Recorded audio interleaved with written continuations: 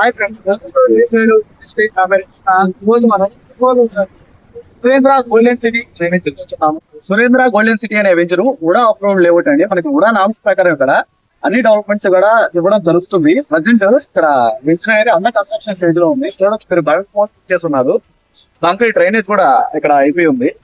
ఆ road works అనేది జరుగుతున్నాయి ప్రజెంట్. ఇక్కడ నుంచి సురేంద్ర గోల్డెన్ సిటీ నుంచి మనకి ఒంగోలు రైల్వే స్టేషన్ అనేది 12 కిలోమీటర్ డిస్టెన్స్ లో ఉంటుంది.